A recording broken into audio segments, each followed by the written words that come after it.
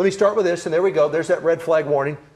11 to 9 tomorrow. And if you haven't seen a red flag warning before, it's just a critical fire danger. So again, they have these all the time out west. We certainly get them here in the state of Texas, a lot of them to the west of Fort Worth. It's been 2 years, as I mentioned at the beginning of the newscast. It's been 2 years since we've had one here in the Dallas-Fort Worth area. Please don't take this stuff lightly at all. Then you throw in the high wind warning. Winds tomorrow, Dallas-Fort Worth and west up to 65. There's some locations out around Haskell, Albany, Abilene, and then off to the west of there up toward Childress and into the Panhandle. They'll have winds tomorrow of 80 miles an hour. Winds gusts of 80 miles an hour and a red flag warning. I mean, big problems across the northern half of the state tomorrow, really across a big chunk of the state of Texas tomorrow. West of the Metroplex, a wind advisory, winds up to 50. It is going to be a very, very windy day. This extreme fire danger extends anywhere from the northwestern edge of the Metroplex off to the northwest, West Texas, up into the Panhandle. Critical fire danger everywhere else. Elevated fire danger over here in East Texas. So do what you can to help prevent wildfires. I say this multiple times throughout the year, not only in the spring before we green up, but also during the summer as well. Don't toss the cigarettes out of your car, out of your truck. Don't do that. Don't toss them out on the ground. The tow chains, don't drag those. Sparks happen. Those fires start with that. You drive your car, you park it, your truck on top of some tall grass. That could certainly start a fire as well. And then, of course, you have the burn bans. If we have any burn bans in place, respect those. If we don't have a burn ban in place tomorrow, please, no burning whatsoever tomorrow and no outdoor sparks or open flames, okay? Here we are. Clouds are rolling in right now.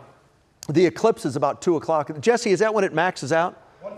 158. I was wrong. 158. I was going to say 2 in the morning. So we'll have a little bit of high, thin cirrus clouds around as we head through the night. There's 8 o'clock. There's no rain. Here's 10, 11, 12. Okay, watch 158. Boom, there it is.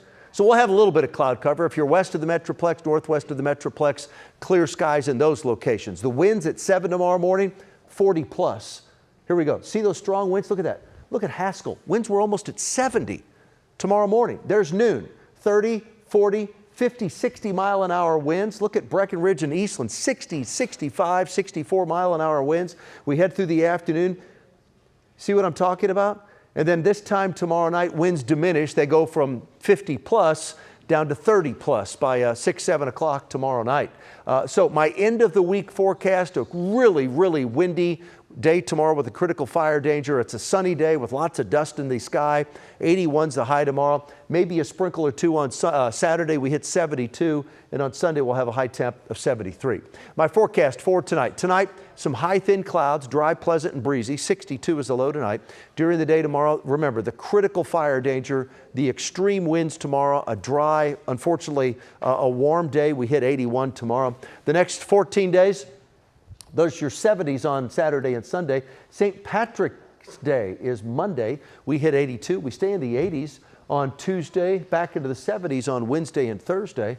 And then as we look at the final 7 of the 14 days, I have you know what, as you look at that 14-day forecast, March is one of our wetter months, other than the sprinkle Saturday, and then that chance of rain on Sunday, March 23, that may be it for the rest of the month.